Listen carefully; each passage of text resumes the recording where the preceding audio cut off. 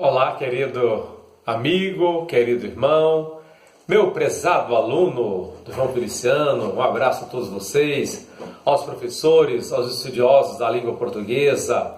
Aqui vos fala o vosso amigo, professor Bonifácio, chamado professor Boni. Eu sou professor da rede pública estadual, também sou pastor evangélico, palestrante, ministrador da mensagem de Jesus. Também falo em encontros de jovens, palestras para famílias.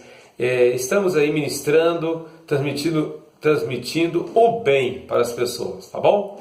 Mas esse canal no YouTube do Professor Boni, queria que você fizesse sua inscrição nesse canal, tá bom? Faça sua inscrição nesse canal, participe comigo nesse aprendizado de língua portuguesa. Cada dia estou aprendendo mais. Sou professor há quase 20 anos da rede pública estadual, professor concursado, formado em letras e também cursando agora pedagogia, e sou bacharel em teologia também, tá bom? Mas estamos sempre aperfeiçoando e estudando na nossa área, né, de conhecimento. Hoje eu queria dar uma microaula, curiosidades que eu tenho colocado no meu canal aqui no YouTube. Hoje nós vamos trabalhar um pouquinho literatura. Vamos chamar de literatura universal, ok? Depois chegaremos à literatura brasileira.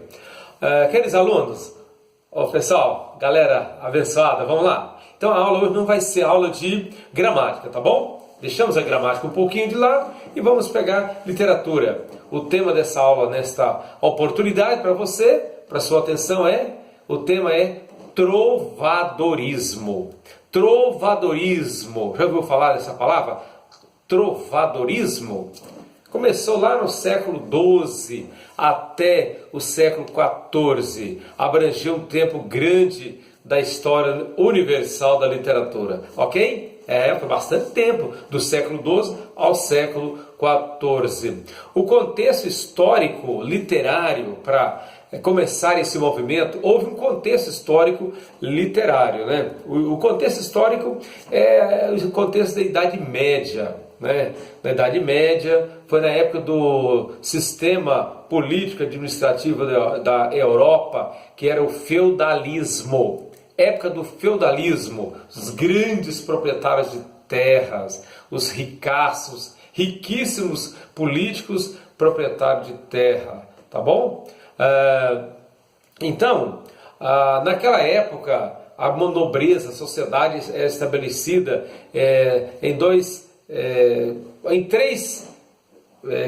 estabelecida em três níveis, né? Em três níveis. Era o clero, a nobreza e os servos, o povão, os demais povos. O clero, a nobreza e os pobres, os servos, ok? A grande ideologia era a ideologia, o contexto histórico, social. A grande ideologia era a ideologia da Igreja Católica, que era o teocentrismo. Foi a época do teocentrismo, onde houve uma volta para a direção de Deus, certo? Teocentrismo era Deus no centro da história do homem, ok? Também era a época da escolástica, né? A época da escolástica, a época da grande escola filosófica, que o poder era o poder do dinheiro, da nobreza, senhores feudais. A economia era uma economia de subsistência, não era uma economia industriária, nem uma economia de grande renome econômico, não. Foi debaixo, ou foi dentro desse contexto que surge o período do trovadorismo do século XII ao século XIV, certo? A economia de subsistência e a relação era de soberano e vassalos, ou seja, a relação social era do sucerano com o vassalo. Sucerano quer dizer aquele que dirigia, que mandava, que comandava o vassalo. Servo e senhor, ou o senhor comandante e o escravo ou o povão obediente, ok, ao comando da nobreza. Esse é o período social. Estamos falando sobre trovadorismo. Estamos dando aqui uma ideia social, cultural, uma época do contexto histórico literário do feudalismo, do trovadorismo, tá bom? Muito bem. Aí surgiu com muita força na Península Ibérica, né, no século XII, sabia? A força mesmo, a grande ideia, né, o grande movimento iniciou-se na província ibérica, no processo de formação política de Portugal. Processo de formação política que também, ao mesmo tempo, teve um processo de formação linguística de Portugal, ok? Que veio do português arcaico para o galego português. O galego português que era o mais moderno na época. E então surgiu na Península Ibérica no século XII. E o período do trovadorismo começou com as cantigas, poesias poéticas. É poesia mais música e mais dança, sabia? Era poesia cantada e muitas vezes apresentada nos grandes jograis, nos grandes momentos de dança. Esse era o período do trovadorismo, cantiga, que era uma soma de poesia, música e dança. Oh, meus queridos, meus alunos, meus colegas, olha, ou você que é interessado em saber mais de literatura mundial, literatura universal, pessoal, olha, o grande marco do trovadorismo, observem bem, o grande momento, a grande marca, a grande hora do trovadorismo aconteceu em 1189 a 1198, né? Quando houve a composição e nasceu a cantiga da Garvaia, né? A cantiga da Garvaia, a cantiga da Garvaia. Ou a Ribeirinha, olha, ficou conhecido como a Cantiga da Ribeirinha, de Paio Soares de Taivarós, né, o grande trovador. A ideia do trovador, do grande compositor que era que compunha as grandes cantigas, grandes poesias. O jogral, como eu já falei, era interpretado, né, por vários elementos, várias pessoas cantando e recitando nos grandes jograis.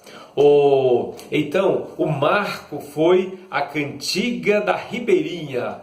O autor dessa cantiga, dessa composição literária que fundou, assim, o que foi o marco inicial do trovadorismo, o autor foi Paio Soares de Taveiroz, tá certo? Paio Soares de Taveiroz. E essa época foi o grande momento, a época que dava também importância à ideia de Platão, de Santo Agostinho, Aristóteles, ou um grande marco, um grande pensador da igreja na época, São Tomás de Aquino, ok? Então, pessoal, esta foi a época das cantigas, né? Os gêneros e formas das cantigas eram as poesias líricas. Estamos falando ainda sobre trovadorismo. As cantigas líricas, né? Que vieram fazer grande sucesso entre os nobres, entre a nobreza de Portugal e de parte da Europa. O berço do trovadorismo foi Península Ibérica, tá bom? Muito bem, por hoje vamos parando por aqui, né? Senão fica cansativo para você. Mas eu queria fazer um pedido para você. Faça a sua inscrição no canal do Professor Bonifácio. Tá lá, Professor Bonifácio, você vai achar a minha foto, meu nome, só você se inscrever em meu canal e receber as minhas aulas, tá bom? Como você se inscreve? Você vai no YouTube, escreve meu nome, clica no sininho quando ele aparecer, porque essa aula vai diretamente para o seu celular e você vai acompanhá-la.